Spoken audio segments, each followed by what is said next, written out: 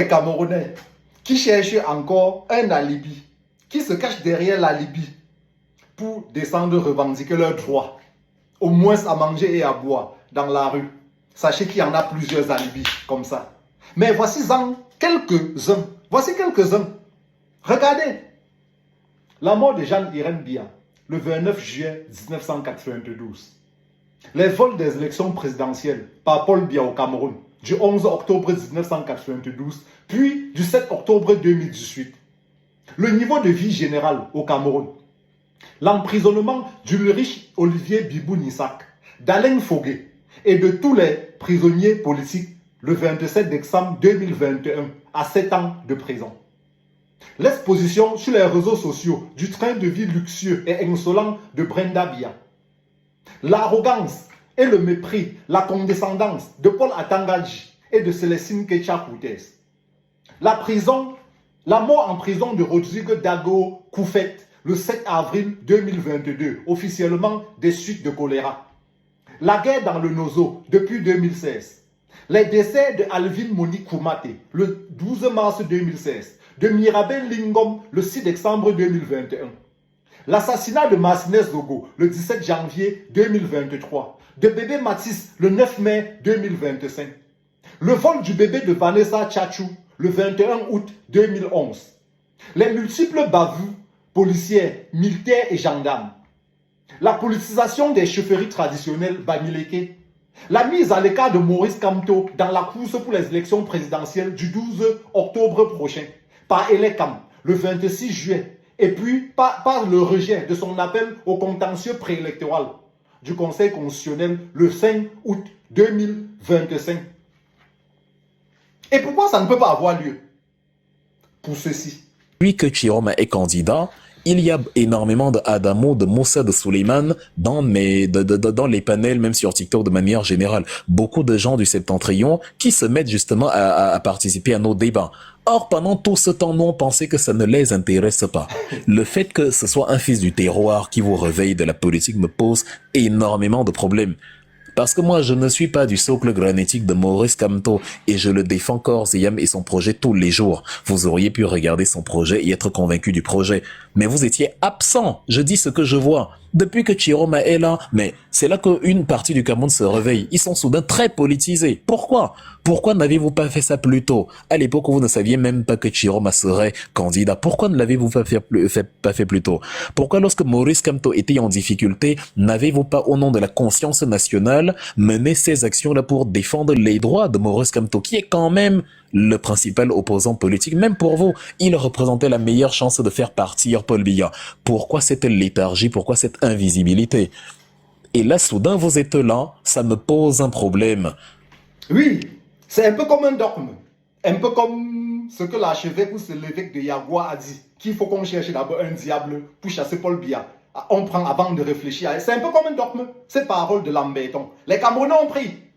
En 1992, quand on parle de Grassfield, ce sont les Bandeke et nos frères anglophones.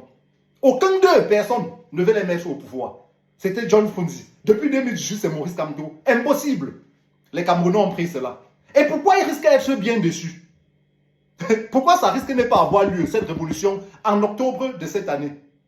Pour ça. Je voudrais vous dire une chose. Le président de la République, M. Paul Biya, est comme le soleil. Vous savez, le soleil, quand il se lève, il ne se lève pas seulement pour ceux qui adorent Dieu, mais il se lève aussi pour ceux qui contestent même l'existence de Dieu. Le président Biya, c'est aussi comme ça. Ah oui, à cette allure, Paul Biya risque de se créer un double. Je dis bien Paul Biya va se créer un double. Le double va dire qu'il est de l'opposition. Les Camerounais vont dire que prenons d'abord Paul Biya comme diable chou avant de réfléchir, pour le chasser lui-même. C'est hallucinant. Vous allez fuir et tourner comme les mauvais esprits et revenir à terre. La balle va se jouer à terre. Si vous ne voulez pas, on dit chez moi qu'on ne peut pas arranger sans détruire. On ne peut pas arranger sans détruire. Vous allez tourner et tomber au point. Vous allez faire des sacrifices avant d'être heureux. Vous n'allez pas vous cacher derrière quelqu'un. Vous n'allez pas vous cacher derrière quelqu'un. Et lorsque je vois certains faire ce genre de poste, ça veut dire qu'ils sont bien conscients que non, quel que soit ce qui se passe, on va être obligé de passer par cette solution. Mais ils sont en train de faire semblant. Genre, ils combattent. Moi, je n'irai pas aux élections prochaines.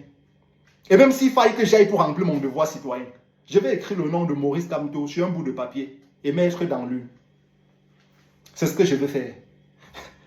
Bavarder comme vous voulez, le gros français. Tant que je l'ai dit depuis, on ne s'organise pas, même avant le rejet de la candidature de Maurice Kamto, pour descendre au pays. Je suis prêt à descendre au pays. Mais je ne veux pas faire le super héros, ni Highland. Non, non, non, je ne veux pas être seul. Organiser les choses, on descend au pays. Point. Tout ce qu'on raconte là, c'est le vous et là.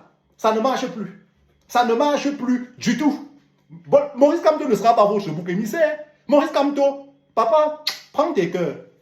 Si à moyen même, tu les laisses au pays, tu viens te reposer ici, tranquillement avec toute ta famille. Quelqu'un va te faire quoi? Bande de lâches que vous êtes. Bande de lâches. Allons nous cacher derrière les femmes sur TikTok, Facebook pour faire le japap. C'est tout ce que nous connaissons faire. Nous les hommes, nous sommes des femmelettes. C'est ça. Maurice Kamto ne vous doit rien. Vous allez abandonner ce type. Vous l'avez lâché. Comme n'importe quoi, en chute libre. Aujourd'hui, vous voulez vous cacher derrière le petit Ong. Élan à vous tous. Élan à vous tous. Le vote au Cameroun est tribal. C'est tribal. Comme Wilfried Ekanga a dit. On ne voyait pas les anglophones. Depuis que leurs frères, Bello Kuba Maïgari et Issa Chiroma, sont au devant de la scène, ils sont sortis de partout, comme les Foumi Magnang. Je vous félicite pour ça. Oh, le vote est tribal. Un Ekanga va voter Paul Biya. Ne prenez pas les cas isolés comme Valsero, Wilfried Ekanga. Un Sawa va voter Cabral Libi. Ne prenez pas les cas isolés comme Jean Chantal. Un nordiste va voter Issa Chiroma ou Bello Bouba. Il n'y a que les Grassfield, nos frères anglophones et les Bamileke, qui votent le plan de gouvernance. Il n'y a que. Et quand je vois certains Bamileke sortir pour vouloir indexer Valsero et Wilfried Ekanga, ça me fait bien rigoler. Et c'est ceux-là qui vont sortir demain pour dire que les Bamileke sont marginalisés au pays. Vous n'avez aucune conviction. Je fais. Vous entendez, non? Je fais. Allez loin en brousse avec. Circulez tout droit vers la brousse. Maurice Kamto jusqu'à la mort. Je suis avec toi. Même si tu me chasses, papa Kamto. Je suis avec toi. Tu entends avec quoi? Je suis avec toi. Balata. Et ta couche protectrice, ta couche d'hibernation. Personne ne va passer à côté. C'est ça qui est ça.